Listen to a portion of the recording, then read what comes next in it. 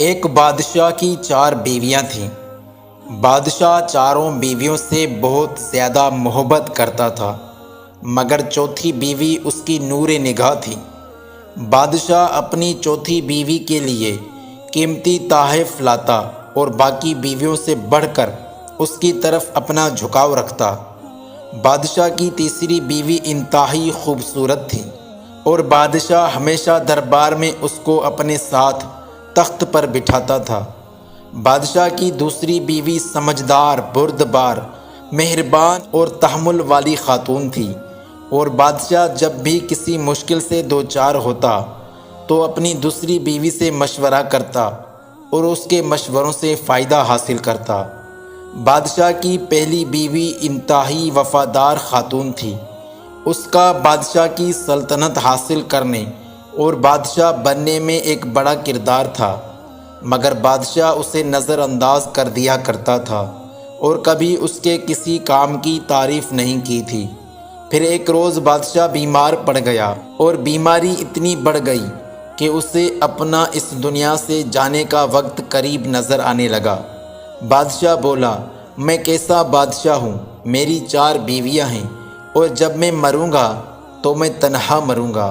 پھر وہ اپنی چوتھی بیوی سے بولا، میری نور نظر، میں مرنے والا ہوں، میں چاہتا ہوں تم بھی میرے ساتھ چلو تاکہ قبر کی تنہائی میں میرا ساتھ دے سکو۔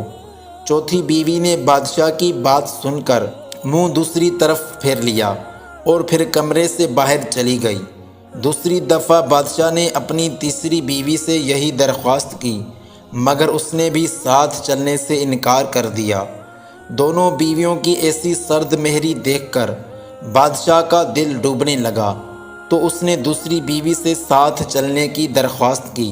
دوسری بیوی بولی، بادشاہ سلامت، آپ خود ہی تو فرماتے ہیں مرنے والوں کے ساتھ مرا نہیں جاتا، لہٰذا یہ منزل آپ کو تنہا ہی پار کرنی پڑے گی۔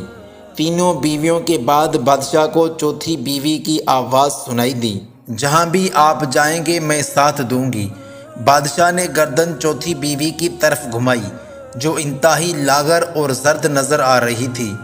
بادشاہ نے انتہائی رنجیدہ لہجے میں اس سے کہا، میری جان نظر، ہائے صد افسوس، کاش میں نے تمہارا خیال اس وقت رکھا ہوتا جب میرے قبضہ قدرت میں اختیار تھا۔ یہ کہہ کر بادشاہ کا سر ایک طرف گر گیا اور وہ اس دار فانی سے کوچ کر گیا۔ حقیقت یہ ہے کہ یہ کہانی ہر انسان کی زندگی کی عکاسی کرتی ہے۔ ہر انسان کی زندگی میں 4 بیویاں ہوتی ہیں۔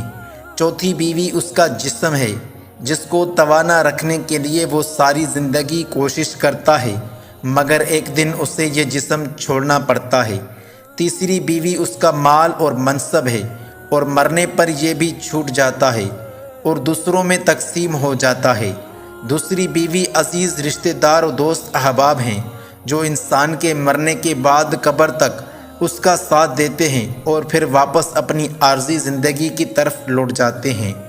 پہلی بیوی انسان کی روح ہے اور ساری زندگی خوبصورت جسم حاصل کرنے کی چاہت، دولت و شوکت حاصل کرنے کی آرزو اور عزیز رشتہ داروں اور دوستوں کی محفل ہمیں اس کی طرف غور کرنے کا وقت نہیں دیتی، اور جب ہمیں اس کی ضرورت پڑتی ہے تب تک یہ ضعیف اور لاغر ہو چکی ہوتی ہے۔ ویڈیو کو لائک کرنے کے ساتھ ساتھ ویڈیو کو اپنے دوستوں کے ساتھ ضرور شیئر کیجیے گا۔